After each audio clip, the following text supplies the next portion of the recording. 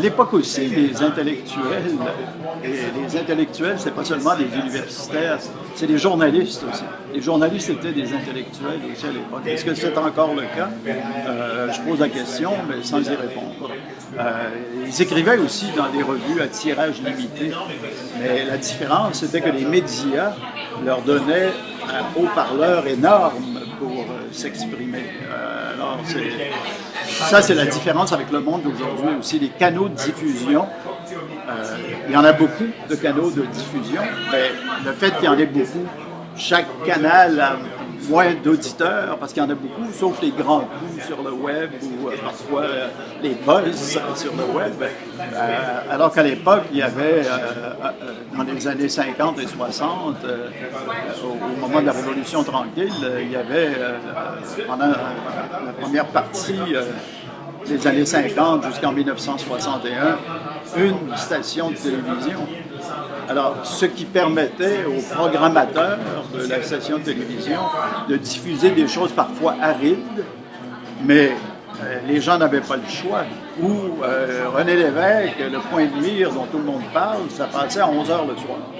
Mais les gens, oui, ils regardaient ça, où ils avaient se coucher, il n'y avait rien d'autre, à moins d'habiter près de la frontière, puis de pouvoir capter via les ondes les stations de télévision américaines. Mais si vous êtes à Chicoutimi ou à Québec, vous regardez René Lévesque, vous n'avez rien d'autre à regarder. C'est pas seulement ici qu'il y a que la contribution des intellectuels au débat public, ça a changé. C'est le lieu qu'on suit beaucoup dans les médias, les Québécois, c'est la France. À une certaine époque aussi, les intellectuels en France avaient le haut du pavé. Certains trouvaient qu'ils avaient trop de place.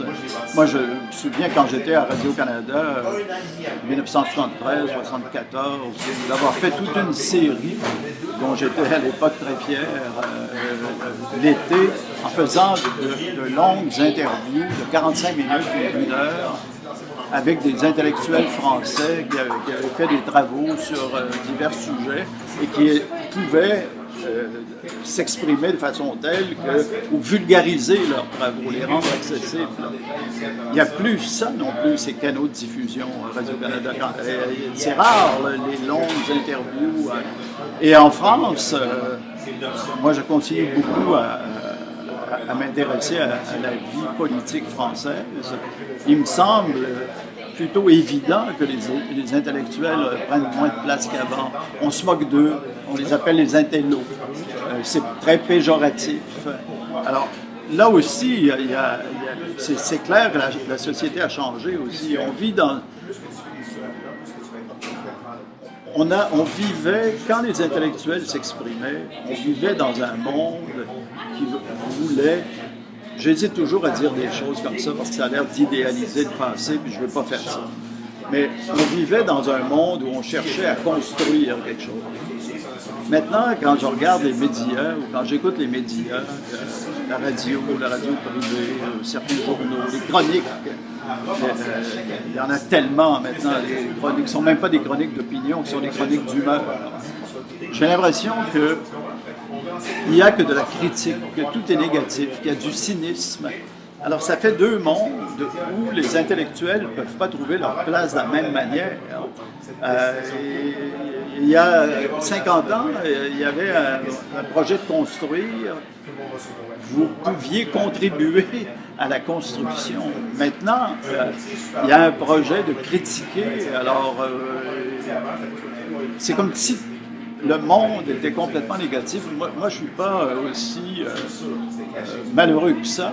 Il me semble qu'il y a encore des choses valables, mais les médias ont une propension, plus qu'à la critique, c'est très bien la critique, il faut qu'il y en ait, mais à un certain cynisme, puis à une certaine légèreté dans le cynisme.